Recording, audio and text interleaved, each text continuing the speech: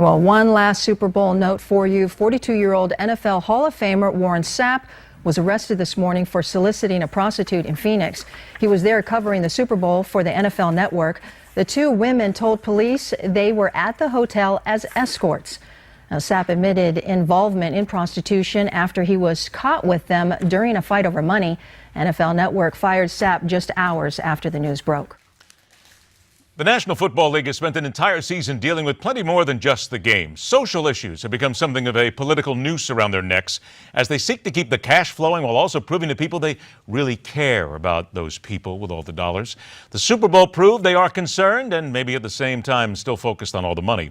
Welcome back to MidPoint. Having survived his time in the Arizona desert and not running afoul of Sheriff Joe Arpaio, the original sports business commentator, the sports professor, Rick Horrow, joins us on the show. Good to see you again, Professor. What kind of intro was that? What was that? It was absolutely what you deserve and what you have earned and what is perfect for your stature in society, and you know it.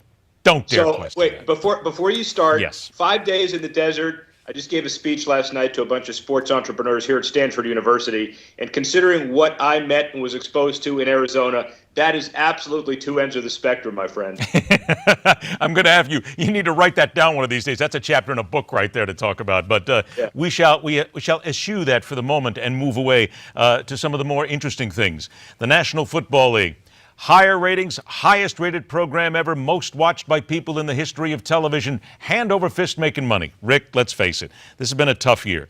Domestic abuse, sexual abuse, videos, alcoholism, drug use, players basically showing absolutely no respect for the referees, the officials, anybody whatsoever. All of these social issues the NFL wants us to believe that they care about.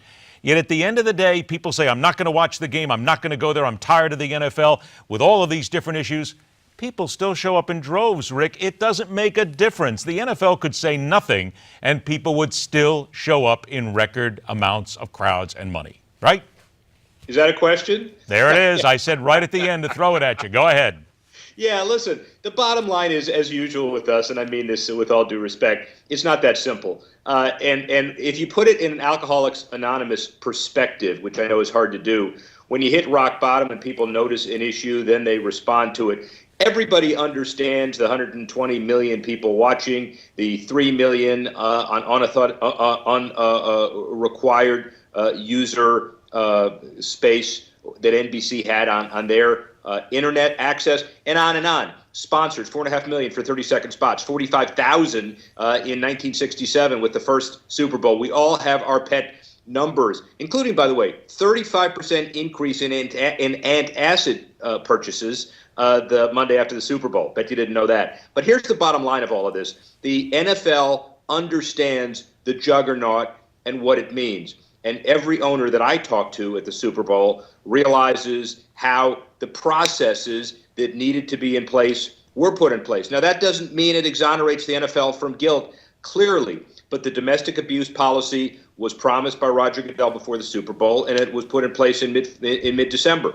And major sponsors appear to understand that the NFL is attempting a meaningful process to move forward with that. That doesn't excuse the Warren Sapps and the other behavior like the rest of the society, but understanding that Roger Goodell will continue to go back to his enforcer role, and hopefully the union goes along as well. You talk to the NFL owners, though. Do they really care at the end of the day about whether or not this game is socially relevant when they are counting the money? Well, yes, and let me tell you why. There are a good deal of owners, and you may not believe this, but I know of very many who really do care about the NFL as a role model and sending the appropriate signal and doing the right thing. Then there are other owners, candidly, who understand that if they don't do the right thing and don't send the right signal, the dollar signs aren't as prolific as they were before. So whether it's out of social caring or utilitarianism, they get to the same place. They get to the same place, and it still comes down to money and ratings. Okay, speaking of ratings and numbers, let's go to money, if you will. Jimbo Fisher, the head coach at Florida State, $44 million potential for his contract. Rick, this just points out to people again, a head coach getting paid $44 million to coach a football team. That still shows again how out of whack, to a lot of people, the priorities are at colleges. Now, out of whack to a lot of people. You wrote my notes this morning as we discussed this, and I don't know if it was a typo, but you said bimbo instead of Jimbo. So I don't know if that's your position or not, but I will tell you this, that when you put it in the context of Florida State making $140 million in their football program on the revenue side. Michigan paying outrageous numbers to Jim Harbaugh. We all understand that, but their revenue on the football side is going to approach $150 million. Nick Saban, the same kind of number. Kevin Sumlin, Texas A&M, same kind of number. Max Strong of Texas, same number. When you're at the $150 million number and you're paying $7 million and you look at the context of a CEO or COO with stock options in a public company producing those same kind of revenues, it's not so out of whack. Now, you can't say that to the director or head of a chemistry department or an English department at a university, but they'll never be convinced. Everybody produces revenue, but look at it, as we all do now, as a business, and you understand. Wanted to get your take here on the Chris Christie gate, if you will, at least what they're calling it around the NFL. The fact that he's a Dallas Cowboy fan, he's the governor of New Jersey. Isn't it fair to say that in this day and age, fans are so zealous in their love for a team? If you're a politician now, more than ever before, you've got to be very careful the team that you identify with, because it can and will come back to snap at you if you attempt to run for a high office.